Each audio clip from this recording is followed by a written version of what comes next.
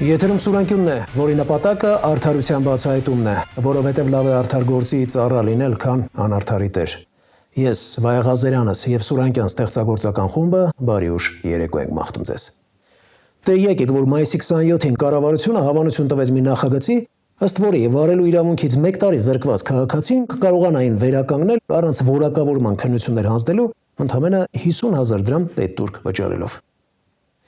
Այս որոշումը շատերի մոտ կասկած հարուցեց, թե այս քայլով իշխանությունները ընտրություններից առաջ մի քանի հազար քաղաքացու փորձում են սիրաշահել։ Ստացվեց, թե ոչ դժվար է ասել։ Փոփոխությունները հավանաբար կքննարկի արդեն նոր ազգային ժողովը։ Այդուհանդերձ հապճեպ այս նախաձեռնության բացասական կողմերի մասին քիչ է խոսվել։ Ուստի կփորձենք լրացնել բացը, հուսալով, որ երեսփոխանները ականջալուր կլինեն։ Ովքեր են 1 տարով զրկվում վարելու իրավունքից։ Օրինակ, նույն տարում 2 անգամ բալերը սպառած վարորդները։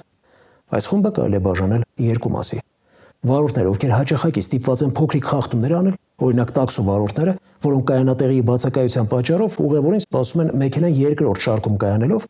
մյուս խումբը կոպիտ խախտումներ անողներն են։ Օրինակ, հանդիպակաց երթևեկելի գոտի դուրս եկողները, թույլատրելի առավելագույն արագությունը 50-ից 80 կմ/ժ-ով գերազանցողները, ոչ ցավ վիճակում ավտոմեքենա վարողները։ Հասկանալի է, չէ՞, որ այս 2 խմբերի միջև հավասարության նշան դնելը ճիշտ չէ։ Պատկերացրեք, որ նման մարդկանց վարելու իրավունքը կառավարությունը պատրաստվում է վերականգնել, փոխարենը մտածի, թե ինչպես խստացնի նրանց պատիժը։ Օրինակ, կարող եք բացատրել, թե ինչ տարբերություն մայրաքաղաքում 200 կմ/ժ արագությամբ երթևեկողի եւ զինված քաղաքացու միջև։ Մեքենան նմանների մոտ շատ ավելի վտանգավոր զենք է դառնում ավերածություններ անելու ու մարդկանց կյանքից զրկելու տեսանկյունից։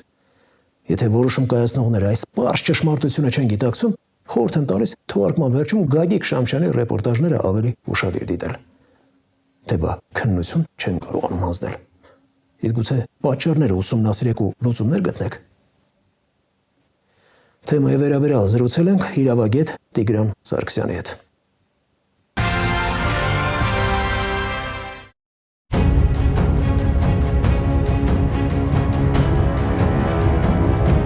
Երթևեկության կանոնը խախտի, էլի փոխտու, էլի խախտի, էլի փոխտու, էլի խախտի։ Ձեզ զրկելու պատճառը ո՞րն է եղել։ Խմած ենք եղել։ Կա Հայաստանի Հանրապետությունում մոտավորապես ավելի քան 27-28 հազար զրկված մարդ։ Մեր հավաքվածների մեջ շատ դժվար է տարիքային շեմը քննություն հանձնել է։ Ռուլին հələ չնստած միանգամից այդ անկապ բանի համար կտրում են։ Իրոք պատրաստ չեն քննություն հանձնելու։ Զրկելուց հետո զրկման ժամկետը կանցնի, դրանից հետո անձին կկարողանան վերականգնել իրենց իրավունքը փորձաշրջանով եւ 6 բալով։ Ես համաձայն եմ, հիմա պետք է մի հատ ինչ-որ գիծ քաշել ու ստանալ նոր իրավիճակ։ Կառավարությունը հավանություն է տվել մի շարք օրենքներում փոփոխություններ եւ լրացումներ կատարելու մասին նախագծերի փաթեթին, որի համաձայն տրանսպորտային միջոցներ վարելու իրավունքից 1 տարի ժամկետով զրկված քաղաքացիները կկարողանան վերականգնել այն առանց որակավորման քննություններ հանձնելու, վճարելով 50,000 դրամ պետական տուրք։ Արդյոք սա ճիշտ որոշում է։ Կարծում եմ միանշանակ սխալ որոշում է, քանի որ ինքը ոչ միայն ֆինանսական, այլև հասարակական եւ իրավական նշանակության խնդիր է։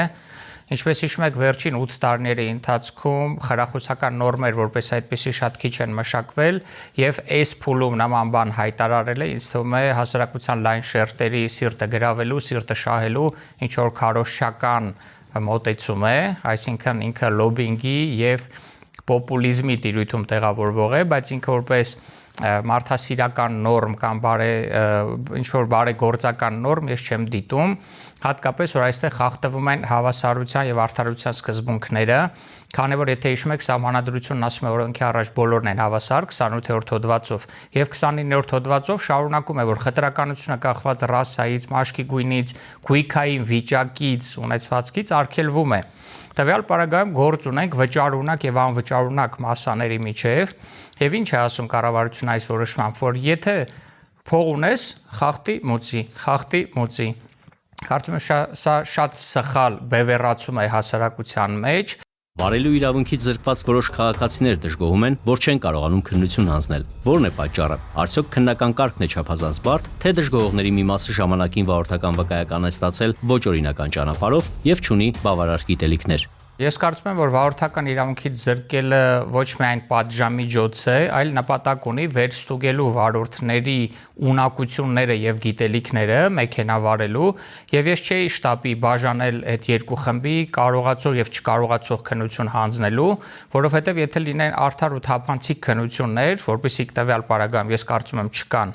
այդ դեպքում գրեթե բոլոր վարորդները, ովքեր որ դոսաֆով կամ արդար ճանապարհով քննություն են հանձնել վարորդական իրավունք են ստացել, իրանք շատ հեշտությամբ կվերահանձնեն այդ նույն քննությունները, բայց քանի որ այստեղ առկա են մի շարք կոռուպցիոն ռիսկեր, առկա է անազնիվ մոտեցում վարորդների նկատմամբ խտրական մոտեցում, ուստի շատ վարորդներ վախենում են ուղղակի գնան այդ քննության հանձնելու ճանապարհով եւ նրանց վախը արդարացված է, որովհետեւ պետությանը ձեռնտու է քննությունից կտրել, որպեսզի դու նորից պետական տուրք մուծես, նորից մասնակցես քննությանը եւ բյուջեն լցնես։ Գործող կարգի համաձայն վարորդական վկայական ստանալու համար ընդհանրապես անհրաժեշտ է հանձնել որակավորման տեսական եւ գործնական քննություններ։ Մինչդեռ օրինակ զենք ձեռք բերելու թույլտվություն ստանալու համար պահանջվում են պարտադիր բժշկական հետազոտություններ։ Միթե օրինակ թմրանյութերից կախվածություն կամ հոգեկան առողջության խնդիրներ ունեցող վարորդները պակաս վտանգավոր են։ Պետք է մենք գիտակցենք, որ մեքենան նույնպես բարձր վտանգավորության զենք է, այսպես ասած սառը զենք է, մի քանի տոննա ծանրությամբ երկաթ է,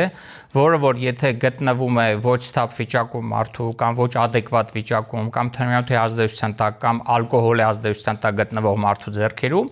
ինքը կարա եւ կյանքին եւ առողջությանը եւ հասարակությանը ընդհանուր առմամբ շատ լուրջ վտանգ ներկայացնի։ Այս առումով կարծում եմ նման ձևով պետք է նաեւ հոգեկանը ստուգելու, ֆիզիկական եւ հոգեկան առողջությունը ստուգելու որոշակի նորմեր լինեն,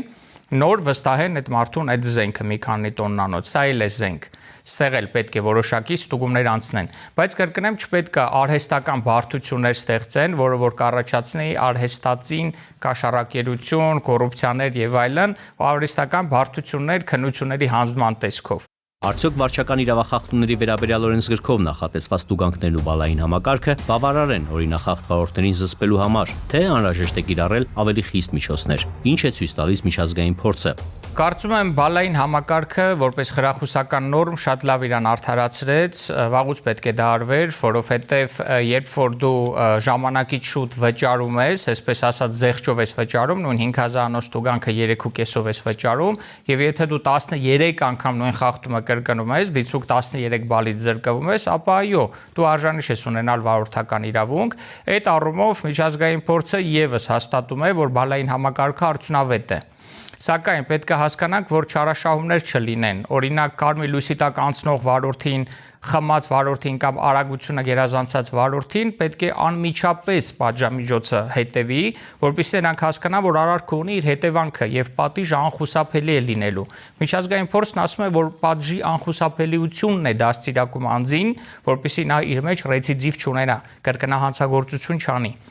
Նման ձևով, եթե մեզ մոտ էլ անմիջապես եւ բոլորն անխտիր պատժվեն ծանր հանցանք կատարելիս, օրինակ կարմիր լույսի տակ անցնելը ես կամ խմած վարորդին դիտում եմ որպես պոտենցիալ հանցագործներ։ Այդ դեպքում, եթե անմիջապես կտրվի դրա դիմաց, կարծում եմ նման ռեցիդիվներ չեն կատարվի։ Ոստիկանությունը հաճախ քաղաքացիներին վարչական պատասխանատվության է ենթարկում առանց բավարար ապացույցների, հիմնվելով միայն պարեկի տեսողական արձանագրման վրա։ Դատարանները մեծամասամբ բեկանում են այդ որոշումները ապացուցողական բազայի բացակայության պատճառով։ Ինչպես կանխել առանց ամրակապվելու մեքենա վարելու, վարելիս ծխելու, հեռախոսով խոսելու իրավախախտումները, եթե իրավապահները չունեն մեքենայի սրահը տեսանկարահանելու իրավունք։ Հիշենք, որ մեքենան բնակարանին հավասարեցված գույք է եւ քրեական դատավարությունում էլ որպես կանոն չի թույլատրվում մեքենան խուզարկել կամ տեսանկարահանել առանց առանձին որոշման։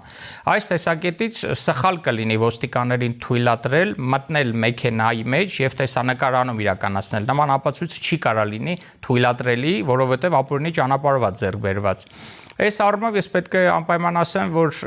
վտանգավորության աստիճանը որպես այդպեսին չհամրակապված երթևեկելու կամ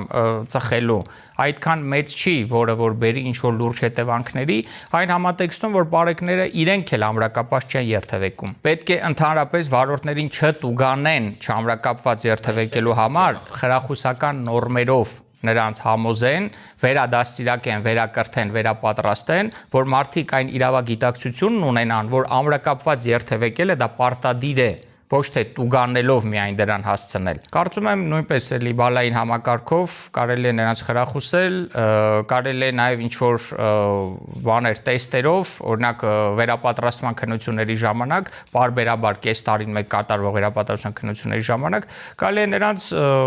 պարբերաբար հարցնել, դուք նստելուց ավտոմատի վրա ամրակապվում եք, թե դա անում եք չտուգանվելու համար, ձեր երեխաները ամրակապված երթևեկելիս դուք ձեզ ավելի ապահով եք զգում, թե չէ։ Կարելի է այստեղ էլ հոգեբանական տեստեր մշակել այնպես, որ մարդը ավտոմատ պատասխանի, անկեղծ լինի, մաքուր լինի իր պատասխանի մեջ ու ինքը ավտոմատ ասի, այո, նստելուց ես ավտոմատ գոտին գցում եմ։ Ոչ թե դրա համար տուգանել կամ չտուգանել։ Երբ նախորդ թողարկմանը ներկայացրինք փոքրիկ փայտե տնակում մի կերպ գոյությունը քաշ տվող 36-ամյա Մարինե Վերդյանի ընտանիքի տխուր պատմությունը, վստահ ենք, որ արձագանքը չի ուշանա։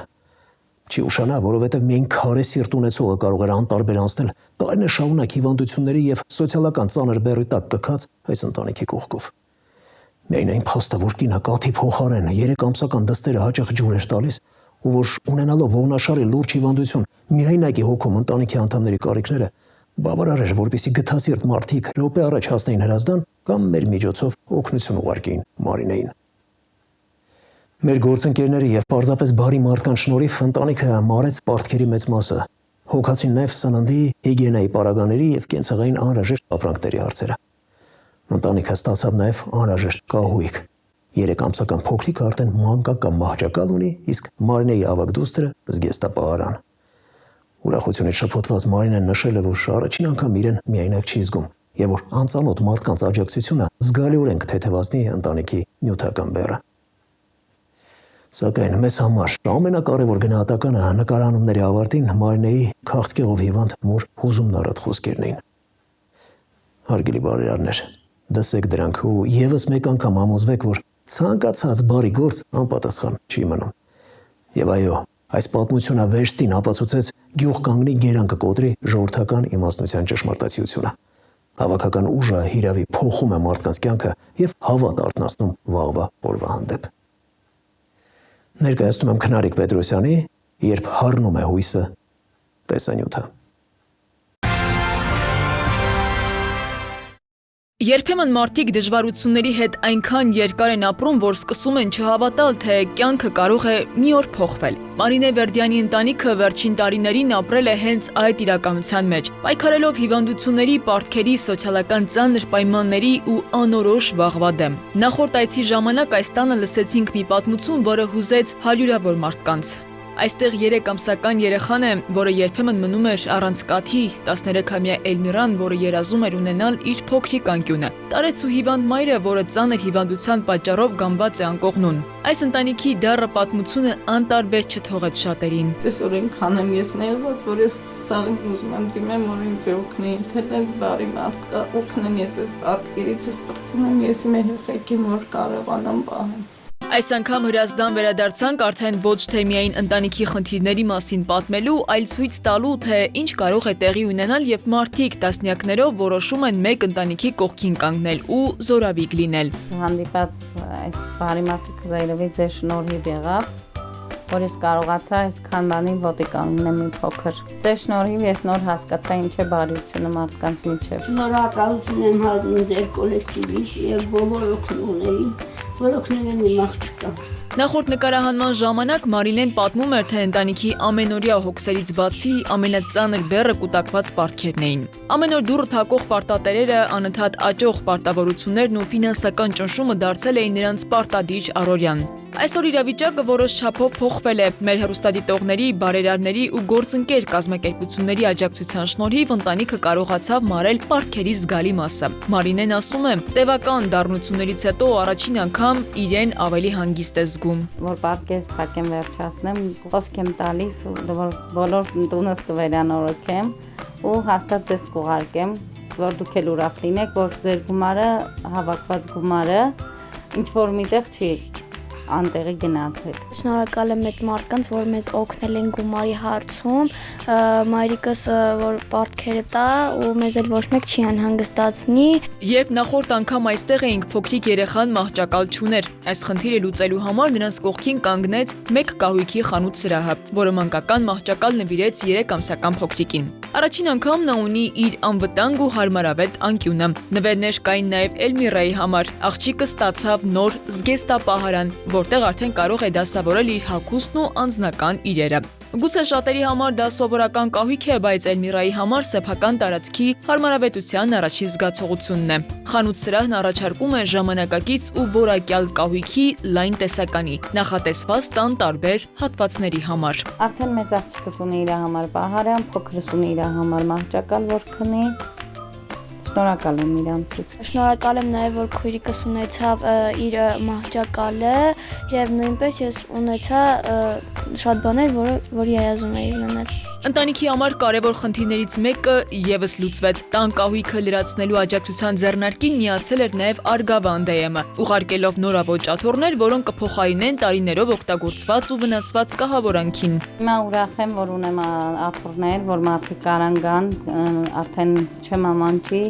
ունեմ աթոռներ կնստեն վրան ու կշփվենք մարդկանց հետ։ Մեր գործընկեր Իսաջանյան Դենտ կլինիկայի սրտացավ տնօրինությունը պատրաստակամություն հայտնեց ընտանիքի անդամների ատամները բուժել անվճար։ Հնարավորություն չենք ունեցել գնանք ատամնաբուժարան, որ ատամնաբուժի կարիք ա եղել, չենք կարողացել գնանք, բայց հիմա սիրով կգնանք եւ մեր ատամները կբուժենք։ Վստահաբար հիշում եք, թե ինչպես էր 3 ամսական փոքրիկը երբեմն մնում առանց կաթի, որովհետեւ ընտանիքը պարզապես գումար չուներ այն գնելու։ Փոքրիկի սննդի հարցն էլ լուծում ստացավ։ Արզնի հոլդինգը նրանց մանկական կաթ եւ կաթնամթերք էր ուղարկել։ Ընկերության ղեկավարությունն նաև ֆինանսական աջակցություն ցուցաբերեց ընտանիքին։ Աջակցության նախաձեռնությանը միացել էին նաև բազմաթիվ բարերարներ ու կազմակերպություններ, ցանկանալով իրենց մասնակցություն ունենալ այս ընտանիքի կյանքում փոփոխություն բերելու գործում։ Շատ ուրախ եմ, որպես հարևանուհի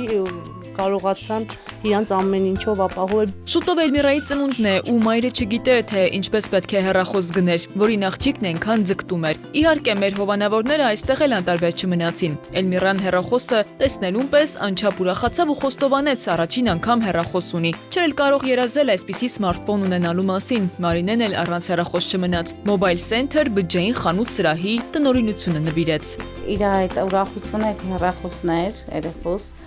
որ ինքը ունեցավ հեռախոս, արդեն կարամ իր հետ կապ ունենամ երեխայիս։ Ուրախացել եմ, որովհետև ես երազում էի, որ ունենայի հեռախոս, եւ իմ երազանքը կատարվեց ու ես շատ շնորհակալ եմ։ Edit Print հրատարակչությունը փորձեց լրացնել ուսումնատենչ աղջնակի գրքերի բացը։ Ընթերցանությունը Էլմիրայի հոբին է։ Գրքերը ստանալուն պես արագ գտավ իր սիրելի Չարենցին, պես համար ընթերցեց իր սիրելի կտորը։ Ահա նստած ես տանդեմ ու կանաչ թթենին։ Դեմքից տվեր է գցել մայրի մանուշուանգին։ Նստել ես լուռ ու տխուր, հին օրերն ես հիշում են, որ եկել են ու անցել մայրի մանուշուանգին։ Ես իրականում մտադրվել եմ, որ 8-րդ դասարանում ավելի լավ պետք է սովորեմ, որ համ մայրիկս ու տատիկս ինձանով հպարտանան, համ էլ կարողանամ ինչ-որ բանի հասնել ապագայում։ Մեր մշտական գործընկեր Ակվատեկ մարզառողջարանային համալիրն էլ ցանկացավ այս երեխաներին Մարինեին գոնե 1 օր երջանկացնել։ Ակվատեկի աշխատակիցը անձամբ հրավիրեց ամենամեծ ջրային գոտում ուրախ ժամանց անցկացնելու։ Ակվատեկ ընկերությունը ծանոթացավ ձեր պատմությանը, բոլորն էլ ունենում են իրենց կյանքում բարդություններ, շատ կամ քիչ։ Ձեր բարդությունները մի քիչ ավելի շատ են, ու հույս ունենք դուք ուժեղ լինելով այդ բոլոր բարդությունները կհաղթահարեք։ Իսկ երեխաների ժամանցի հարցով մի փոքր ուզում ենք ձեզ աջակցենք եւ հրավիրենք Ակվատեկ ուրախ ջրային ժամանց անցկացնելու։ Շնորհակալ ենք ձեզանից, Աստված օրհնի ձեզ։ Ուրախ ջրային զոնայում Էլմիրան տարերքի մեջ էր, լողում էր, խաղում, իսկ վերջում ընտանիքին սպասվում էր համեղ հյուրասիրություն։ Տանտիկին ուրախացել էր նաև Mr. Gin տնտեսական ապրանքներ արտադրող ընկերության ուղարկած տան անհրաժեշտ մաքրող միջոցների, հիգիենայի պարագաների մի քանի ամսվա պաշարից։ Ընկերությունը ընտանիքին օգնեց նաև դրամով։ Շատ լավ էր, ինձ օգնեց, կօգտագործեմ երկար ժամանակ։ Մեր հովանավորների բանակին է միացել նաև Coffee բուրմունքը, պրեմիում դասի սուրճի բրենդը, որը մասնագիտացված է բարձրորակ սուրճի արտադրության մեջ։ Այս բրենդն ի դեպ առանձնանում է իր բացառիկ խառնուրդներով եւ նուրբ մշակմամբ։ Coffee բուրմունքը իր լավագույն ընտրանուց էր ուղարկել, տրամադրելով բարձրորակ սուրճերի, համեմունքների լայն տեսականի, ինչպես նաև պնդուկի եւ կակաոյի բնական բաղադրիչներով շոկոլադե կրեմ, որը թույլատրելի է նաև երեխաներին։ Այստեղ էլ աջակցությունը ոչ միայն նյութական էր, այլև դրամական, որը դարձյալ կուղվի Մարինեի պարտքերի բեռը թեթևացնելուն։ Ռուսկի բիսկվիտ ընկերությունն էլ քաղցրահամ տեսականի էր ուղարկել, լրացնելու քաղցրի պաշարը։ Աջակցության ձեռնարկին թխվածքաբլիթների ու փախլավաների լայն ու հարուստ տեսականիով միացել էր նաև Տավուշ Սվիթ ընկերությունը։ Չէի կարողանում շուշուտ քաղցր առնեմ երեխաներիս, դուք օգնեցիք, որ ձեր բարերարները օգնեցին, որ կարողանամ երեխաներիս կոնա այդ քաղցրով ապահովեմ։ Իրենց դրամական աջակցությամբ Մարինեի պարտքերի բեռից ազատվելուն շտապել էին աջակցել մեր բարերարները, Ֆրանսիայում ու Բելգիայում բնակվող մեր հայրենակիցներ Արսենն ու Արեիկը, Երևան City սուպերմարկետների ցանցը, ցանցերի աշխարհ ընկերությունը, Տև Անտոշկա մանկապարտեզն ու Arix Group ընկերությունը։ Ապրեն են մարդիկ, որին օգնեցին են փողով, իմ աղջիկը օգնել։ Էլմիրաս շատ ուրախացավ, որ գումար եկավ, ինքը շատ ընկճված էր, որ մենք շատ պարտքեր ունենք, ասում էր մամ ջան, Երանի, որ գոնե պրծնենք մի քիչ թեթևանա, որ հանգիստ արդեն կարողանանք քնենք։ Ընտանիքի ամենօրյա հոգսերից է նաև սննդի ապահովումը։ Այս հարցում եւս մեր գործընկերները նրանց միայնակ չթողեցին։ Սանֆուդ ընկերությունն ուղարկել էր իր արտադրանքի լայն տեսականուց։ Խմորիչներ, սփրեդներ, բուսական յուղեր, ինչպես նաև նոր արտադրատեսակներից մայոնեզ, տոմատի մածուկ եւ կետչուպ, որոնք երկար ժամանակ կլրացնեն ընտանիքի խոհանոցի պաշարը։ Հաճելի անակնկալ էր պատրաստել նաև շուկայում լայն ճանաչում ունեցող Նարինե Մածուն ընկերությունը։ Ընտանիքը ստացավ աներատ կաթից պատրաստված մրգային համերով կատնամթերքի հարուստ տեսականի, որը հատկապես երեխաների սրտով էր։ Սննդի պաշարի համալրմանը միացել էր նաև Իջևանի գինու կոնյակի գործարանը, ուղարկելով պահածոների, մուրաբաների եւ կոմպոտների բազմազան տեսականի, որոնք ընտանիքին դեռ երկար կօգնեն հոգալ առօրյա կարիքները։ Շնորհակալ եմ, որ մուրաբաներ, կոմպոտները վերել եք այստեղ, մայրիկս էլ չի տանջվի եւ չի փակի, որ ծմռանը համտեսենք։ Իսկ մսամթերքի հարցը հոգացել էր Արաքս թռչնաֆաբրիկան։ Ընկերության ներկայացուցիչները անձամբ էին այցելել ընտանիքին, բերելով սառեցված մսամթերք, հավի կոտլետներ, նրբերշիկներ իրենց արտադրանքի լավագույն ընտրանուց։ Մարինե ջան, Արաքս թռչնաֆաբրիկայի կողմից ձեզ եւ ձեր ընտանիքին մաղթում ենք քաջ առողջություն, ձեզ ուժեղ կամք, որ այս դժվար իրավիճակներում կարողանաք դուք առողջ եւ լավ մեծացնեք ձեր բալիկներին։ Ձեզ բերել ենք մսի թարմ տեսականի, կիսաֆաբրիկատներ, ապխտած տեսականի, որպեսզի հագեցնենք ձեր խոհանոցային հոգսերը մի քիչ հոգալով ձեր լավ ու անուշ սեղանը։ Առողջություն ձեզ։ Շնորհակալ եմ ձեզանից։ Եվ իհարկե այս ամենը ընտանիքին հասցնելը հեշտ գործ չէ լինի առանց մեր հավատարիմ գործընկերոջ Լեգարա բեռնափոխադրող ընկերության աջակցությամբ։ Հենց նրանց շնորհիվ տասնյակ նվերներ ու անհրաժեշտ պարագաներ անվտանգ ու ժամանակին հասան իրենց հասցեատերերին։ Ինձ հույս տվեցին, ոտքի կանգնեցի, որ կարողանամ ես իմ երեխաներին պահեմ, որ ես էլ կարենամ մարդկանց հանդեպ բարություն անեմ։ Երբ նկարահանումն արդեն ավարտվում էր, Մարինեի քաղցկեղով հիվանդ 70-ամյա մայրը, որը երկար ժամանակ է անկողնային է ու պայքարի մեջ, ծանր հիվանդության դեմ դժվարությամբ բարձրացրեց ձեռքը։ Նրա աչքերում արցունքներ կային։ Ծեր կինը հերթով շնորհակալություն էր հայտնում բոլոր այն մարդկանց, ովքեր լսեցին իրենց ցավն ու անտարբեր չմնացին։ Գուցե այս համբույրը պարզապես շնորհակալության ժեստ էր, բայց իրականում դրա մեջ տարիներով կուտակված ցավ կար, անօգնականություն եւ միևնույն ժամանակ այն թեթևությունը, որը գալիս է, երբ զգում ես մենակ չես։ Այստեղ կրկին հավատում են մարդկանց, հավատում են, որ օգնության ձեռք մեկնողը կարող է լինել ուղղակի անծանոթ մեկը, որ մեկ պատմությունը կարող է հասնել հազարավոր սրտերի։ Հավատում են, որ բարությունը անպատասխան չի մնում, բումերանգը բերում է։ Քնարիկ Պետրոսյան, Տիգրան Հունանյան, Սուրենկյուն։ Թողարկման երկրորդ հատվածում կներկայացնենք։ Ռիսկի գործոնների ցանկն իհարկե երկար դեռ հնարավոր է շարունակել։ Շուրջ 54%-ը սիրտանոթային համակարգի դեղերն են։ 1995-ին ախտորոշել են 19730 մարդու մոտ, 2024-ին 57702։ Հայաստանի Հանրապետությունում առողջապահություն չի իրականացվում։ Ինչ ենք ուտում եւ որքան, սա եւս հաշվարկ է մեր օրգանիզմի համար։ Հատիկեղենի եւ ալվեն հիմքով մթերքների խմբում ունենք քաղցկեղածին տարեր։ Քաղցկեղային հիվանդությունների շարքում մշտապես առաջատար հորիզոնականներ է զբաղեցնում թոքի քաղցկեղը։ Ստատիստիկան դեռ չէ։ Ռիսկի գոտում են բոլոր այն մարդիկ, ովքեր թվարկված շարքի մեծաքանակ սպառողն են։ Մարդը, որը հաճախակի մեծ չափականակներով է օգտագործում, ունենա քաղցկեղածին ռիսկ։ Շարունակում են հիմնականում հայտնաբերել վերջին 4-րդ փուլում։ Այսօրվա չկատարած գործը առողջապահության մեջ երևալու է մի քանի տարի հետո։ Կատարային մկանի ջիլը վնասվում է ու բավական շատ վնասվածքներ լինում։ Մազվելիս ստացել են ծանր վնասվածքներ։ Գեղեցիկ մկանների փոխարեն կարելի է ունենալ հաշմանդամության կարգ։ Մկանային եւ ոսկրային համակարգերի մասին պարզագույն գիտելիքներ չունեն։ Մարզիչը դա հոգեբան չէ, մարզիչը ոչ մի իրավունք չունի։ Երևի ամենավստահելին այս տարբերակն է համարվում։ Եթե իհարկե մարզիչը ինքը չունի մարզիչի կարիք։ Վնասում են մարդուն։ Համապատասխան հրաման էր մշակել վերջերս, որով սահմանվել է մարզիչների հավաստագրման կարգը։ Կարող են դիմել այն անձինք, ովքեր ունեն մասնագիտական բարձրագույն կրթություն։ Այստեղ ի հայտ է գալիս նոր խնդիր. ով է մշակելու քննության ձևն ու անցկացնելու այդ քննությունը։ Ինչ որ X կամպանիաներ абսուրդի ժանրից են։ Ստացվում է, որ թղթավաճառությունը խթանվեց։ Վերջերս խմբագրությունում մի ուշագրավ քննարկում ունեցանք։ Փորձում ենք հասկանալ, թե որն է մեր երկրում հիվանդությունների պատկերն ու կառուցվածքը բացահայտելու ամենագործուն եղանակը։ Եկանք այն եզրահանգման, որ ճշգրիտ պատասխանը թաքնված է դեղատներում։ Եթե վաճառվող դեղերի մեծ մասը, օրինակ սիրտանոթային խնդիրների համար է, ուրեմն հենց այդ հիվանդություններն են առավել տարածված։ Եթե գերակշռում են հակադիաբետիկ միջոցները, ապա բնակչության զգալի մասը պայքարում է շաքարային դիաբետի դեմ։ Մի խոսքով, հիմք ընդունելով այս մեթոդաբանությունը, Էդուարդ Պողոսյանը իրականացրեց նոր հետազոտություն։ Վիճակագրական տվյալների համաձայն, պետության կողմից փոխհատուցվող դեղերի ավելի քան կեսը 54%-ը բաժին են կնում սիրտանոթային հիվանդություններին։ Սրանք շարունակում են մնալ հանրային առողջապահության գլխավոր մարտահրավերը, անդրադառնալով հազարավոր ընտանիքների կյանքի որակի ու տևողության վրա։ Ընդ որում, ըստ մասնագետների, պատկերը տարեցտարի ավելի է սրվում։ Ոստի օրգանիզմի կարևորագույն օրգանի է, սրտի պահպանման ու առողջության խնդիրը մնում է օրակարգային։ Երկրորդ տեղում ուռուցքային հիվանդությունների համար նախատեսված դեղամիջոցներն են 18%։ Եթե հաշվի առնենք մայրաքաղաքում օդի աղտոտվածության մթահոգիչ պատկերը, այս ցուցանիշը եւս զարմանք չի առաջացնի։ Երրորդ հորիզոնականում հակաշաքարախտային խանգարումների դեմ նախատեսված դեղերն են 15%։ Հետաքննության ընթացքում փորձեցինք ամբողջական պատկերացում կազմել ընդհանուր կառուցվածքում տեղ գտնող այս կամ այն հիվանդությունը ծնող պատճառների մասին։ Մասնագետների օգնությամբ պարզեցինք, թե ինչու են հատկապես ոչ վարակիչ հիվանդությունները դարձել Հայաստանի առողջապահական համակարգի ծանրագույն բեռը եւ որ գործոններն են առավելապես նպաստում դրանց աճին։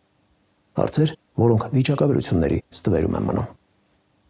Էդուարդ Պողոսյանի տեսանյութը վերնագրել ենք «Անալիզը դեղատան ցուցափեղկում»։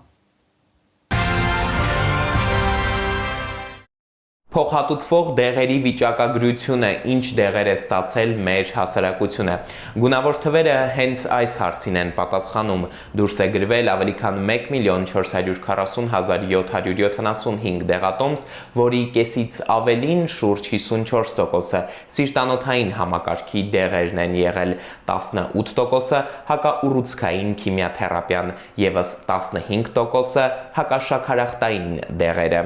Հայաստանի 15 տարեկանից բարձր բնակչության խմբերում 100,000 մարդու հաշվով ըստ պաշտոնական վիճակագրության 1995-ին վարակիչ եւ մակաբուծական հիվանդությունների ցուցանիշը 703.5 էր, 2024-ին 2325.9, շուրջ 3 անգամ ավելի։ Բացարձակ թվերով 1995-ին այս տեսակի որևէ հիվանդություն ախտորոշել են 18888, 2024-ին 57288 մարդու մոտ։ Պատկերը գրեթե նույնն է ոչ վարակիչներից, օրինակ հենց արյան շրջանառության համակարգերի հիվանդությունների դեպքում, որն այսօր նաև ամենամեծ տեղն է զբաղեցնում դուրս գրված դեղատոմսերի մեջ։ Նախորդ դարավերջին 100,000 բնակչի հաշվով 734.8, հիմա 2342.8, բացարձակ արժեքով 1995-ին առաջին անգամ արյան շրջանառության համակարգերի հետ կապված հիվանդություն ախտորոշել են 19730 մարդու մոտ, 2024-ին 57702։ Այս վիճակագրությունը վկայում է նրա մասին, որ Հայաստանում կանխարգելելի հիվանդությունները բացառապես անտեսված են եւ Հայաստանի Հանրապետությունը լուրջ ունի խնդիր կանխարգելիչ բժշկության հետ։ Ինչ է ստացվում։ Ստացվում է, որ Հայաստանի Հանրապետությունում առողջապահություն չի իրականացվում։ Չկա ոչ վարակիչ հիվանդությունների հետ կապված կանխարգելում եւ վարակիչ հիվանդությունների հետ կապված կանխարգելում։ Այսօրվա չկատարած գործը առողջապահության մեջ երևալու է մի քանի տարի հետո հիվանդ հասարակությամբ, որի արդյունքները մենք տեսնելու ենք։ Առողջապահական փորձագետը համոզված է, եթե դուրս գրվող դեղերի կեսից ավելին արյան շրջանառության համակարգերի հիվանդությունների դեմ է, ապա կանխարգելիչ միջոցառումները հենց այստեղ կարող են ամենամեծ ազդեցությունն ունենալ։ Պետք է պարտադիր ԱԱՊ-ն, առողջության առաջնային պահպանման կենտրոնները աշխատեն։ Այսօր այնպիսի իրավիճակում են բերել ԱԱՊ-ին, որոնք որ մոռացել են բժշկությունը, սերտել են թղթաբանությունը։ Առավոտից իրիկուն առողջության առաջնային պահպանման բժիշկները, ընտանեկան բժիշկները, մանկաբույժները, թերապևտները թղթ են գրում, ուղեգիր են կախում, իսկ արդյունքում ինչ են անում իրենց մոտ հավաքագրած հիվանդի համար, ժամանակ չի մնում, որ զբաղվեն սկրինինգներով, զբաղվում են հիվանդ քաղաքացիներով եւ զբաղվում են թղթաբանությամբ, որի արդյունքում մենք ունենք այդ տվյալները։ Ինչ վերաբերում է նորագոյացություններին, 20-րդ դարի ավարտին դարձյալ 1995-ի օրինակով նորագոյացությունների ցուցանիշը 15 տարեկանից բարձր բնակչության շրջանում 100,000 մարդու հաշվով 178 էր, 3 տասնամյակ անց այս թիվը հատում է 500-ի շեմը։ Շատ լավ արտահայտություն կա փիլիսոփայության մեջ, ստատիստիկան դա հստակ գիտություն չէ։ Այսինքն տարբեր դատաբազաները տարբեր տվյալներ են հրապարակում, բայց եւ այնուամենայնիվ ես կարող եմ ասել, որ ինչքան էլ տվյալ պահի դատաբազայի տվյալը մեկից դուրս չգա, մյուսին դուրս չկա, տեսնելով այլ պատկեր ինքներս մեր պրակտիկայում, ես կարող եմ ասել, որ դինամիկ փոփոխությունները ոչ մեկ չի կարող հերքել։ Տարածվածության մասշտաբներով քաղցկեղային հիվանդությունների շարքում մշտապես առաջատար հորիզոնականներ է զբաղեցնում թոքի քաղցկեղը։ Այս մասին վկայում են հիվանդության հետազոտությունների համաշխարհային հիմնադրամի տվյալները։ Պատկերն ուրիշ չէ նաև մեր երկրում, ինչպես ամբողջ աշխարհում, այնպես էլ Հայաստանում ամենամեծ տարածումն ունի հենց թոքի քաղցկեղը։ Մեծացել է հայտնաբերելիությունը, ինչ է հայտնաբերելիությունը, դա միավոր ժամանակահատվածում տվյալ դեպքում տարվա ընթացքում առաջնային ախտորոշված բուժառուների բացարձակ թիվն է։ Եթե առաջ մենք խոսում ենք 700-800 մարդու մասին, այս պահին մենք խոսում ենք մինչև 1200 հոգու տարեկան առաջնակի ախտորոշվածների մասին։ Սա վերջին 5 տարիներին, եթե 15-ից բարձր տարիքում կյանքում առաջին անգամ նորագոյացության հայտնաբերման ընդհանուր թվերին նայենք, ապա նույն ժամանակահատվածում տարբերությունը մոտ 20% է։ Ընդամենը 6 տարի առաջ 2020-ին ցուցանիշը 427.8 էր, հիմա 513.1։ Ընդ որում վիրաբույժը Սուրյանկյան հետ զրույցում նշում է, կոնկրետ թոքի քաղցկեղը մեր երկրում շարունակում են հիմնականում հայտնաբերել վերջին 4-րդ փուլում, երբ ուռուցքն արդեն հեռավոր օրգաններին է հասել, դրանց վրա տարածվել։ Ցավոք սրտի վարքագիծը հիվանդությունը չի հարցնում եւ չի սպասում վարքագծին։ Եթե մենք խոսում ենք սիրտանոթային եւ մետաբոլիկ հիվանդությունների մասին, մեծամասամբ դա կապված է հիվանդի վարքագծից։ Ուռուցքային հիվանդության դեպքում միայն ռիսկի գործոնների հանելն է մեծ օգուտ տալիս։ Թոքի քաղցկեղի դեպքում մասնագետներից առաջինը լսում ենք, թե հենց ծխախոտն է այս հիվանդության համար մեկ թշնամին, բայց ռիսկի գործոնների ցանկն իհարկե երկար դեռ հնարավոր է շարունակել գենետիկ նախատրամադրվածությունից մինչև ֆիզիկական անգործություն, աղտոտված օդ։ Շարքում տեղ ունի նաև սնունդը, հնարավոր ամենաանմեղը, որ հնարավոր է պատկերացնել այս շարքում։ Ինչ ենք ուտում եւ որքան, սա եւս հաշվարկ է մեր օրգանիզմի համար, մինչև մենք ընտրություն ենք կատարում արագի, համեղի եւ հարմարի միջև, նույն այս ընթացքում մեր օրգանիզմը վճարում է դրա դիմաց։ Գրեթե բոլոր խմբերում, որը մարդու սննդակարգը պարունակում է, եւ օրինակ հատիկեղենի եւ ալերային հիմքով մթերքների խմբում ունենք քաղցկեղածին տարրեր, եւ մրգի եւ բանջարեղենի խմբում ունենք եւ մսամթերքի եւ կատնամթերքի։ Մասնագետը պարզաբանում է ալերային հիմքով մթերքներում քաղցկեղածին տարրերն իհարկե նույնը չեն, ինչ օրինակ միրգ բանջարեղենի մեջ, բայց հետազոտությունները փաստում են, ռիսկի գոտում են բոլոր այն մարդիկ, ովքեր թվարկված շարքի մեծաքանակ սպառողն են։ Պարզ ասած, այն ինչ քաղցկեղածին տարրեր ունի, շատ են ուտում։ Այսինքն անգամ եթե նույն տարը քաղցկեղածին վտանգը կա բոլոր սննդամթերքների մեջ, բայց մարդիկ օրինակ քիչ չափականակներով են օգտագործում, հնարավոր է տվյալ մարդու մոտ ռիսկը չգերազանցի եւ նույն ուտելիքը օգտագործող մարդը, որը հաճախակի մեծ չափականակներով է օգտագործում, ունենա քաղցկեղածին ռիսկ։ Մեր երկրի առողջապահական համակարգում արդեն գրեթե կես տարի մեգաթարմացում կա մինչև 18 տարեկան, ինչպես նաև 65 եւ բարձր տարիքային խմբերի 200,000 դրամից ավելի աշխատավարձ ստացող քաղաքացիների առողջությունն ապահովագրված է։ Նոր համակարգը կօգնի կրճատել վիճակագրությունը, որը մասնագետների գնահատմամբ մտահոգիչ է։ Առողջապահական փորձագետը համոզված է, գործող ձևաչափը հարց չի լուծի։ Իհարկե չի կանխարգելի, որովհետև այսօր մեր բժշկական կենտրոններում կանխարգելիչ առողջապահության մասին խոսք չի լինում։ Դեղատոմսերի քանակ, հիվանդությունների ցուցանիշներ, նոր ախտորոշումներ, վիճակագրական թվերը տարբեր են, բայց մեկ կարևոր ընդհանրություն ունեն՝ փաստեր են։ Իսկ այն, ինչ դեռ չի արտացոլվել հաշվետվություններում ու աղյուսակներում, ձևավորվում է հենց հիմա պոլիկլինիկաներում, բուժհաստատություններում, առողջապահական քաղաքականության որոշումներում եւ նույնիսկ մեր առօրյա ընտրությունների մեջ։ Մասնագետների գնահատմամբ յուրաքանչյուր նոր ախտորոշման, ուշ հայտնաբերված հիվանդության եւ հերթական դուրս գրված դեղատոմսի հետևում ոչ միայն անհատի պատմությունն է, այլև համակարգի աշխատանքի արդյունքը։ Էդուարդ Պողոսյան, Անդրանիկ Ներկարարյան, Սուրանգյուն։ Խոսեցինք բնակչության շրջանում ագնացող առողջապահական խնդիրների, մասնավորապես սիրտանոթային եւ դիաբետիկ հիվանդությունների տարածման մասին։ Իսկ գիտենք դրանք կանխելու կարևոր գործոնը որն է։ Ճիշտ է, սպորտը։ Ֆիթնես, յոգա, պիլատես, կրոսֆիտ, մարզական այս ուղղությունները տարեցտարի զարգանում են։ Այս գործում հսկայական դեր ունեն սոցիալական հարթակները, որտեղ ինֆլուենսերները պատմում են սեփական մարզումների մասին ու ցուցադրում առաջ եւ հետո ոչի լուսանկարներ, հպարտանալով կորցրած կիլոգրամներով եւ ձեռք բերած կազմվածքով։ Սա իհարկե գովելի է, բայց խնդրի դրական կողմը այսքանով ավարտվում է։ Ասեմ թե ինչու։ Որովհետև տասնյակ այլ ոլորտների օրինակով մարզական այս ուղղություններում եւս բացակայում են իրավական հստակ կարգավորումները։ Ցանկացած ոք անկախ ունեցած գիտելիքներից կարող է դահլիճ վարձակալել եւ այցելուների համար մարզումներ կազմակերպել։ Իսկ սա արդեն իրոք վտանգավոր է։ Քիչ են դեպքերը, երբ նման մարզիչների թեթև ձեռքով այցելուները ծանր վնասվածքներ են ստանում կամ ձեռք բերում առողջական նոր խնդիրներ։ Տարիներ շարունակ արհեստավարժները փորձում են կառավարությանը հասցնել ոլորտը կարգավորելու անհրաժեշտության միտքը։ Կարծես թե հասցրել են։ Համենայն դեպս գործադիրն ի վերջո որոշել է պարտադիր հավաստագրել բոլոր մարզիչներին։ Մեծ արիուտես, որ հիմա էլ մեկ այլ խնդիր է առաջացել։ Մասնագետները պնդում են, որ կառավարության առաջարկած մոդելը ոչ թե իրական գիտելիքների ստուգում է, այլ սովորական ձևական թղթաբանություն։ Այսինքն գնահատում է ոչ թե մարշի մասնագիտական պատրաստվածությունը, որի բացակայությունը կարող է հաշմանդամության հասցնել այցելուին, այլ ընդհանրապես որոշակի փաստաթղթերի առկայությունը։ Մի խոսքով փորձել են այնպես անել, որ լավ լինի, բայց ստացվել է ինչպես միշտ։ Արմեն Աթալյանն է ուսումնասիրել թրենդային դարձած այս ոլորտը եւ այժմ կներկայացնի ֆիթնեսի թակարդը։ Տեսանյութը։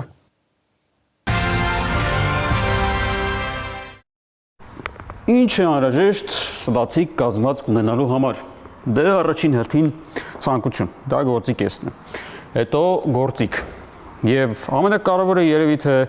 գիտելիք, թե ինչպես օգտվել այդ գործիքից։ Հակառակ դեպքում գեղեցիկ մկանների փոխարեն կարելի է ունենալ հաշմանդամության կարգ։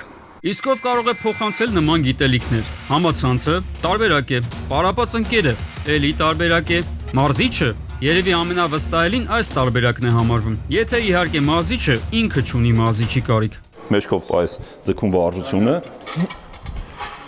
ու սրանով իհարկե պատրաստված մարդը շատ հանգիստ կանի, բայց այս պարագայում տալիս են որպես բազային վարժություն, որը կարելի է ճակերտների մեջ համարել բազային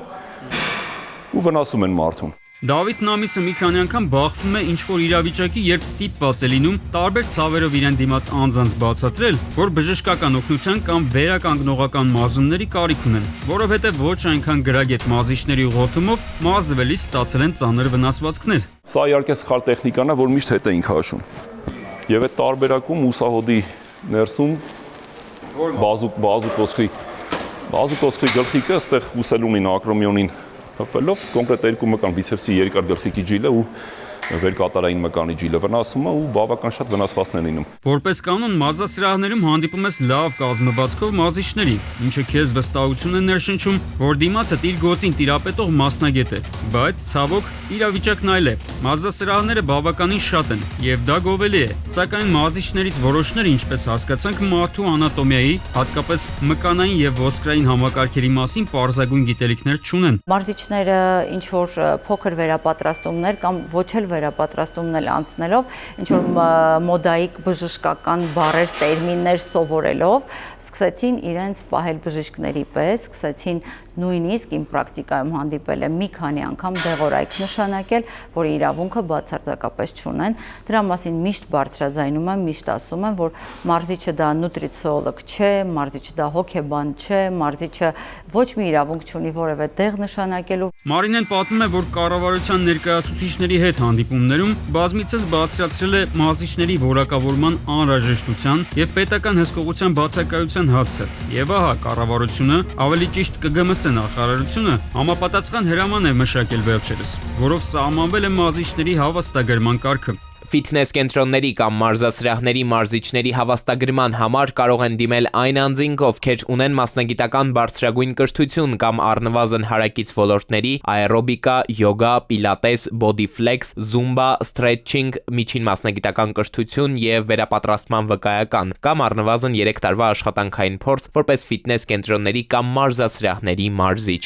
Քիչ չեն մարզիչները, որոնք բարձրագույն կրթություն չունեն, բայց զբաղվել են ինքնակրթությամբ եւ ունեն գիտելիքների հարուստ պաշար։ Այ նրանք, փաստորեն, եթե չունեն 3 տարվա աշխատանքային փորձ, ապա պետք է վերապատրաստում անցնեն։ Վերապատրաստումը պետք է ներառի առնվազն հետևյալ թեմաները՝ անատոմիա, ֆիզիոլոգիա, սպորտային բժշկություն, առաջին բուժօգնություն, էնդոկրինոլոգիա, վնասվածքաբանություն, ծննդաբանության հիմունքներ, վարժությունների մեթոդիկա, անվտանգության կանոններ, համապատասխան մասնագիտական որակավորում ունեցող մասնագետների ներգրավմամբ։ Մարզիչների վերապատրաստման տևողությունը չի կարող 144 ժամից պակաս լինել, իսկ վերջում պետք է անցկացվի քննություն։ Գրված է ԿԳՄՍ հրամանում։ Այստեղ ի հայտ է գալիս նոր խնդիր. ով է մշակելու քննության ձևն ու անցկացնելու այդ քննությունը։ Ինչ որ X կամպանիաներ, որոնք սկսել են,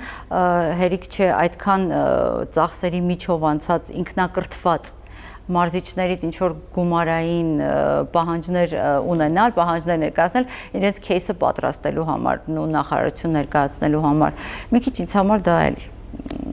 абսուրդի ժանրից է։ Քննությունը վերցնում են միայն դասընթաց մատուցող կազմակերպությունները եւ պետական ստրուկտուրան ինքը բանանում վստահում է։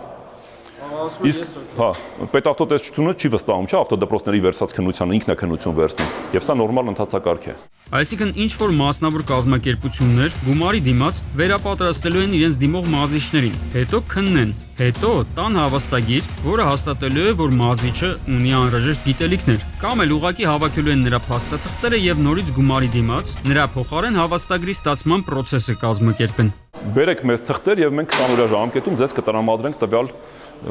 արտոնագիրը մասնագիտական գործունեություն ծավալելու։ Բայց այս ձևով ստացվում է, որ թղթավաճառությունը խթանվեց, դա մեկ։ Երկրորդ, դաշտում աշխատող մեծ թվով մարզիչների մենք այսպես հրում ենք դեպի ստվեր, այսինքն ֆրիլանս աշխատող շատ մասնագետներ կան, որոնք ավելի կգնան։ Այդ ուղղությամբ կմտածեն դե լավ ավելորդ գլխացավանքելիս պետք է։ Պետք է հնարավորինս մատչելի դարձնել, ոնց որ օրինակ արվում է նույն դպրոցներում ատեստավորման հետ կապված, ոնց որ պաշտպանության նախարարությունում ատեստավորման հետ կապված մարդիկ ունեն գիտելիք, վերցրեցին իրենց գիտելիքով եւ իրենց աշխատունակությամբ մտան մրցակցության մեջ, վերցրեցին իրենց ատեստավորումը։ Այս դեպքում մասնագետների կարծիքով կարող էր կիրառվել ԱՄՆ օրինակը, երբ պետությունը սահմանում է քննության կարգն ու ձևը, իսկ մարզիչների համար այդ կարգով տեսական ու գործնական քննությունները կազմակերպում է միջազգային բարձր վարկանիշ ունեցող կազմակերպությունը։ Ինձ ոչ ոք չի ասել, որ ես պետք է քննություն հանձնեմ, որովհետև ես առաջին պատրաստներից մեկն եմ առաջինը հանձնելու։ Եթե որևէ գիտելիքի մրցում լինի, որի հիման վրա ես կունենամ ինչ որ աստիճանի որակավորում, ասենք ինչ որ նշաձող պետք է հաղթահարվի եւ ես ունենամ որևէ աստիճանի որակավորում, կարծում եմ դա ամենաճիշտ տարբերակն է, որ մարդը մտնի գիտելիքների մրցման մեջ։ Այստեղ էականն այն է, որ նորից գործի չդրվի բիզնես կոնվեյերի տրամաբանությունը, երբ ուսուցման եւ քննության իմիտացիայից հետո մարդիկ գումարի դիմաց ստանում են հավաստագրեր ու գնում աշխատելու։ Արմեն Նաթալյան, Անդրանիկ Ներկարարյան, Սուրանկյուն։ Կհանդիպենք քիչ անց։ Պարզեցի, որ Արմանը ազգային ժողովի Հայաստան խմբակցության վաղամերիկ պատգամավոր Մեհեր Սահակյանի որդին է։ Բաղարշապատի համայնքային ոստիկանները չգիտես ինչու Արմավիրի մարզի քրեական ոստիկաններից են տեղեկացել։ Կրակոցն հա էսա։ Նրանք էլ չբացառեցին, որ կինը կարող է սպանված լինել, թե ինչ նկատի ունեն չմանրամասնեցին։ Երկու մեքենաների վրա այնքան վնասված կար, որ մարդ չէր էլ հասկանում, թե ինչ աստեղ կատարվել։ Հիմա կասեք Շամշան, այս ներկայացվող դեպքն էլ ողբերգական ավարտ ունեցել, ցավոք, այո։ Արգելակման տեղերը չկա։ Պարզվեց նաև, որ մահացածն ու վիրավորները մեկնում էին վիրավորներից մեկի ծնունդը նշելու։ Քանի մետր ատենց եկել։ Օրեր առաջ համացանցը ողողեցին կադրեր, որոնցում երևում էր, թե ինչպես է Honda Magnishի մեքենան րոպեների ընթացքում դառնում կրակի բաժին։ Ահազանգի հետքերով մայրաքաղաքի Շիրակի փողոց մեկնած Շամշյանը չէր կարող պատկերացնել, թե այստեղ ինչ բացահայտումներ է անելու։ Պատմություն, որը մտորելու տեղիք է տալիս եւ ըստ էության երգում նավս ասացի վերաբերյալ բոլոր կարծրատիպերը։ Բացեմ ճակերտները։ Նախ պարզում է, որ մեքենայի թե վարորդը, թե ուղևորը անչափահասներ են եղել։ Դեպքի վայրում հավաքվածները կարծել են, թե պատանիները հաստատ մի բան այն չեն արել, ինչի հետևանքով էլ դուրս գալով հանդիպակաց երթևեկելի գոտի բախվել են էլեկտրոսյանը։ Սակայն տեսախցիկի կադրերը, որոնք քիչ անց կտեսնեք, ապացուցում են, որ մի ամենագնաց այնուամենայնիվ խոչընդոտ ստեղծում է Հոնդայի վարորդի համար։ Բայց խնդիրը ոչ միայն ու ոչ այնքան վթարածնած պատճառներն են, որքան ինչու եւ ինչպես են անչափահասները առավոտ կանուխ մեքենայով սավառնել մայրաքաղաքի փողոցներով։ Եվ հենց այստեղ է, որ իհայտ է գալիս ամենաուշագրավը։ Պարզվել է, որ անչափահասներից մեկը ազգային ժողովի Հայաստան խմբակցության վաղամերիկ падգամավոր Մհեր Սահակյանի որդին է։ Եթե հիշում եք, Մհերը 2025-ի հունվարի 13-ին մեքենայով գլորվել էր ձորն ու մահացել։ Եվ 1.5 տարի անց վթարի է ենթարկվում որդին։ Արդյոք սա ճակատագիր է կամ նավս, ինչպես շատերն են սիրում ասել։ Դժվար թե։ Ոչ միայն անվտանգության տարական նորմերը, այլև հոր հետ պատահած ողբերգությունը պետք է 15-ամյա Արմանին հետբայր օրենքը խախտելու գայթակղությունից։ Տղա ջան, ճակատագիրը մի փորձիր։ Օջախի կրակը անմար բաղող է հարկավոր։ Հուսամ նրա հարազատները այժմ դիտում են մեզ ու կանեն համապատասխան հետևություններ։ Անցած օրերի քրեական քրոնիկոնը, դժբախտ պատառներն ու ավտովթարները Գագիկ Շամշյանի փորձի ճակատագրական փորձանքը տեսանյութում։ Ժողովուրդ ջան, մի սենց բառ կա, նավս։ Աստված չանի այդ բառը մեկին կպնի, որ կպավ էլ պոկ չի գալիս։ Երբ ազանգողը նշեց, թե Շամշյան շուտ հասի Շիրակի փողոց, թիվ 78 հասցե, ստեղ Honda Magnishի մեքենան կրակի ճիրաների մեջ խեղդվում է, չէի մտածում, թե ինչի եմ ականատես լինելու, ավելի ճիշտ, ինչ եմ լսելու, այդ ձեր ցավը տանեմ։ Պարզվեց, որ Հոնդայում ազգային ժողովի առաջվա падգամավոր Մհեր Սահակյանի անչափահաս որդին է եղել իր ընկերոջ հետ։ Ինչ որ բան այդ անուն ազգանունը ասեց, այո, հենց Մհեր Սահակյանն էր 2025-ի հունվարի 13-ին մեքենայով գահավիժել ձորը ու մահացել։ Հիմա էլ փաստորեն որդուն է փորձանքն այցելում։ Նավս ասելով, հենց սա նկատի ունեմ։ Չնայած, եթե անկեղծ լինենք, նավս ստեղ կապ չունի։ Ինչու պետք է 15 տարեկան դեռահասները, որոնք չունեն վարորդական իրավունքի վկայական եւ առհասարակ իրենց տարիքը չի մեքենա վարելու, նստեն Հոնդայի ղեկին ու փողոցներով ճախրեն։ Մենք էլ զարմանանք, թե ինչ հանգամանքներում է Հոնդայի վարորդը դուրս եկել հանդիպակաց երթևեկելի գոտի, բախվել երկաթեսյանը, որից հետո մեքենայում հրդեհ է բռնկվել։ Դե արի հասկացի, թե մեքենա վարելիս երեխու խելքին ինչ է փչել, բայց որ հետևանքը սա է, փաստ է։ Այդ տենց էի մտածում մինչև այն պահը, երբ մեր տրամադրության տակ հայտնվեցին վթարի բացառիկ կադրերը։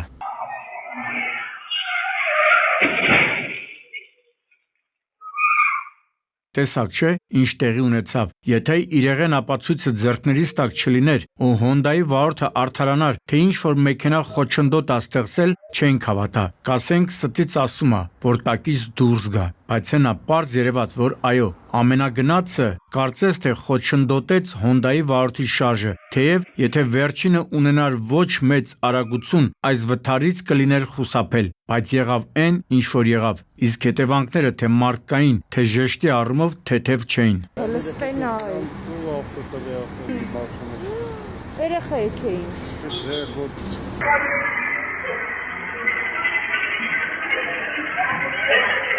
Նրանց վիճակը եղել է ծանր, բայց շնորհիվ բժշկական կենտրոնի բուժանձնակազմի երեխաների կյանքը հնարավոր է եղել փրկել։ Պարզեցի, որ Արմանը ազգային ժողովի Հայաստան խմբակցության վաղամերիկ падգամավոր Մհեր Սահակյանի որդին է, թե երեխաներից որ մեկն է եղել մեքենայի ղեկին, քնչական մարմինը կպարզի։ Կպարզեն ու կստուգեն, որպեսզի հաջորդ անգամ ղեկին նստեն 18-ը լրանալուց հետո։ Օրենքը օրենք է բոլորի համար։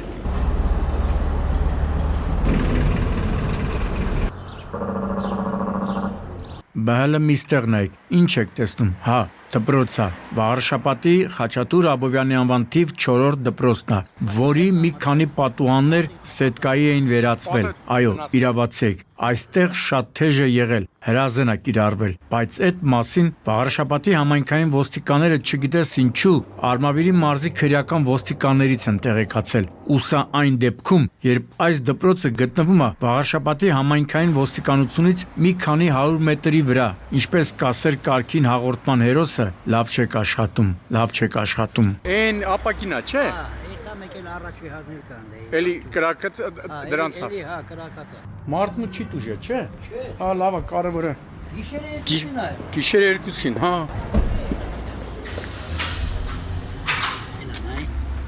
Օ, հետո։ Այսինքն, ստեղ երրորդ համաշխարհայինն է ծավալված եղել, բայց արի ու տես, որ Վարշապատի համայնքային ոստիկանները ուխտի ականջում քնած են եղել։ Ինձ էլ եթե ազանգողը չբացահայտեր ողջ եղելությունը, ով գիտի, հիմա հրազենի գործադրմամբ այս պատմությունը կգրվեր սառույցին, բայց իրավապաներին մի լավ թափ տվինք ու վերջապես իրար եկան։ Մասնավորապես պարզեցին, որ միջադեպը տեղի է ունեցել գիշերը ժամը 2-ի սահմաններում։ Պարզեցին մասնակիցների շրջանակը ու ժամեր անց ոստիկանություն բերման ենթարկեցին 6 հոգու։ Հեսա, հենա, վերևը, Շուշենա։ Այսա, կրակոցն է, այսա։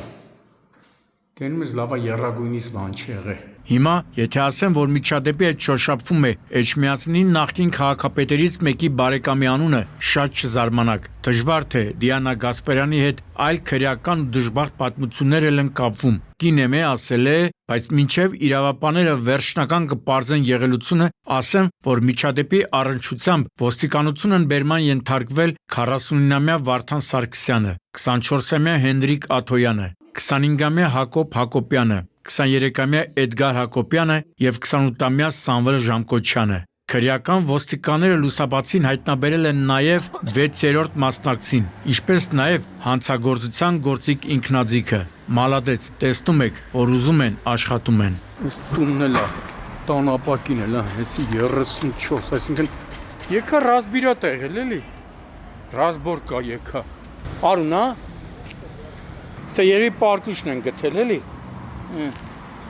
Լավ, նախկին պաշտոնյաների բարեկամներին հանգիստ թողնենք ու տեղափոխվենք մայրաքաղաքի Հովսեփ Էմին փողոց, որտեղ ճիշտ է, կրակոցներ չեն ընչել, բայց հետևանքները շատ ավելի ողբերգական ու սահմռկեցուցիչ են եղել։ Եվ ուրեմն երեկոյան 20-20-ի սահմաններում Երևանի քրեական ոստիկաններն ու համայնքային ոստիկանության Արաբկիրի բաժնի ծառայողները օպերատիվ տեղեկություն են ստանում, թե նշված փողոցի տներից մեկում դիկ է։ Տեղում պարզում են, որ ստացված օպերատիվ տեղեկությունը հավաստի է։ Ինչու՞, որովհետև նշված տանը հայտնաբերում են կնոջ դի։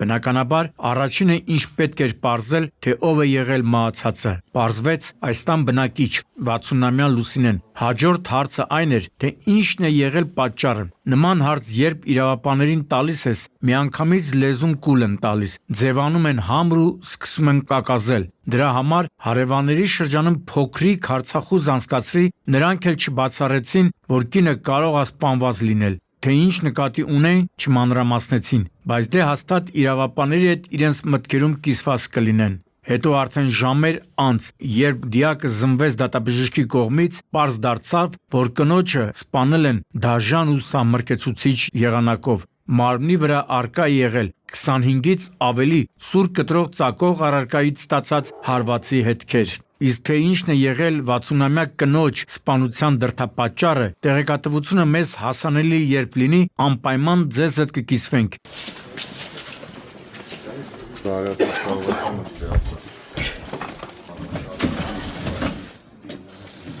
Էլ ոնց կլիներ, ողբերգական ավտովթարի ազանգով հասնենք դեպքի վայր ու չհանդիպենք խորհրդային ու ռուսական արտադրության մեքենաների։ Առաջարկում եմ, որպեսզի այս արտադրության մեքենաների հաշվառ կատարվի, որը հնարավորություն կտա հստակ պատկերացում կազմել, թե առաջիկա տարիներին մարդկային ինչ մասշտաբի կորուստներ ենք ունենալու։ Հա, բա էլ ինչ ասեմ, ժողովուրդ ջան, սրանց մասնակցությամբ գոնե վերջին ժամանակահատվածում չեմ հիշում մի վթար, որ ողբերգական ավարտ չունենա։ Միզո 3 վիրավոր, չէ՞։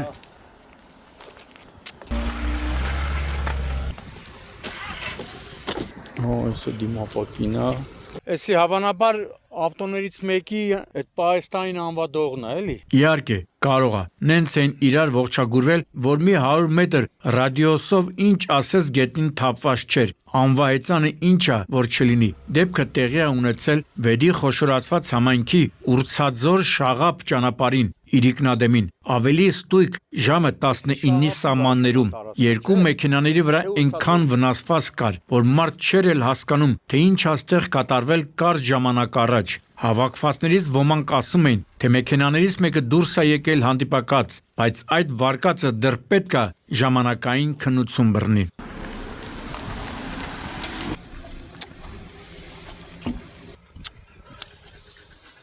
Երբ ասացին, որ այս կարգի վթարի հետևանքով ճիշտ է, 4 հոգու տեղափոխել են հիվանդանոց, բայց զոհեր չկային, շատ ուրախացա։ Բայց ցավոք, ինչպես հաճախ ապատահում, ուրախությունը կարճ տևեց։ Մինչ պարեկները սահմանազատում էին տարածքը, հիվանդանոցից ծազանք ստացվեց, որ վիրավորներից 1.5 տարեկան տղան գիտակցության չգալով մահացել է։ Ահա որ է, ժողովուրդ ջան, թե ասա քանի անգամ ենք զգուշացրել, որ հատկապես նման կարգի մեքենաներ վարելիս առավելագույն զգոնություն ցուցաբերեք։ Տարիքով մարդ էլ կա, չէ՞, վիրավորների մեջ էլի։ Պապիրոսով հեռու աղբեր։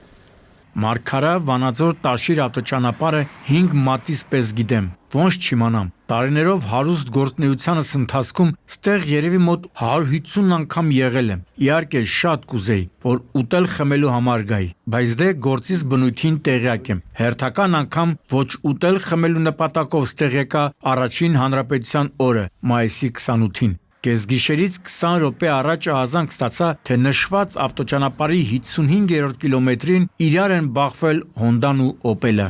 5 վիրավոր, 2-ին տեղափոխել են Երևան, որ 4-ին Երևան տարան, որտեղ մենք այնտեղ տեղելի է շուտ մահով դեպք եղել։ Հիմա կասեք Շամշան, այս ներկայացվող դեպքն էլա ողբերգական ավարտ ունեցել, որ ասում է ստեղ շուտ էլա մահով դեպք եղել։ Ցավոք, այո, այս կարգի բախման հետևանքով հնարավոր չէ զոհ ունենալ, սակայն մինչ այդ մասին խոսելը ասեմ, որ չնայած տեղանքը ամայի էր, բայց մեքենաների բախումից կարճ ժամանակ անց ստեղ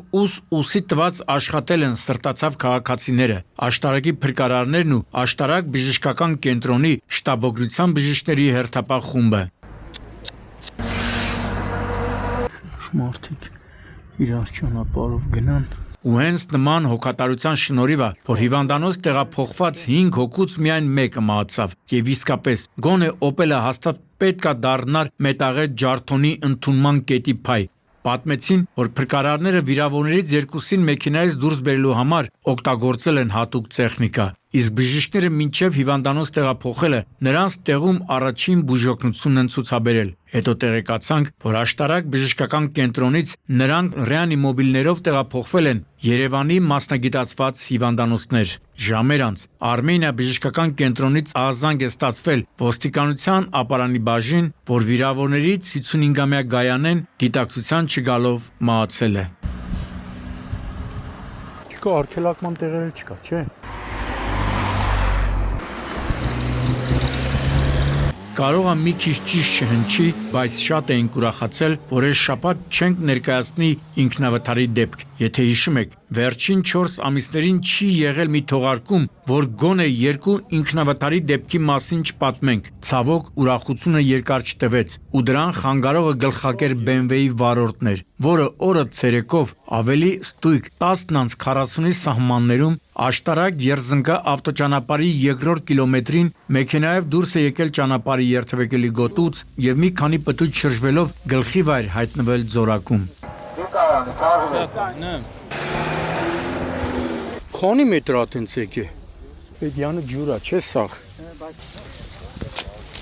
Երբ տեղեկացա, որ BMW-ում գտնվել են չափահասության տարիքը նոր բոլորած 18-ամյա Աշոտ ու նրա հասակակիցներ Հարությունն ու Դավիթը, ինչպես նաև անչափահաս 16 տարեկան Ռաֆայելը, ինչպես ասում են, փազլը սկսեց հավաքվել։ Պատկերացրեք, երիտասարդներ, տաք հայրուն, հետն էլ BMW, որի վարորդներից հաճախ եմ լսում, թե բա Շամշան, որ այդքան ասում ես գլխակեր BMW, այլ որ եթե քշել իմանայր ու BMW-ի ղեկին նստեր, դու էլ ոտքդ գազի ոտնակից չէիր անի։ Նմաններին պատասխանը մեկն է. օրինապահ է ամեն ինչում։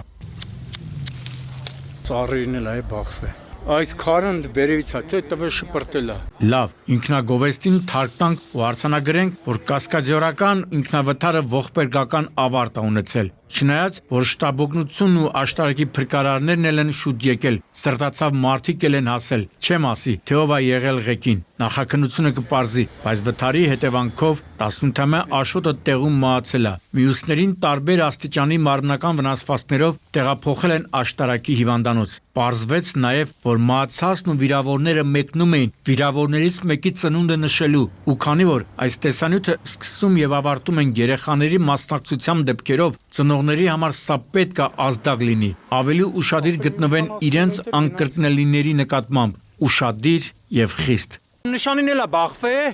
ցուցանակին։ Այսա իրա հետքն է։ Այդ մեն ծնունդի, հա։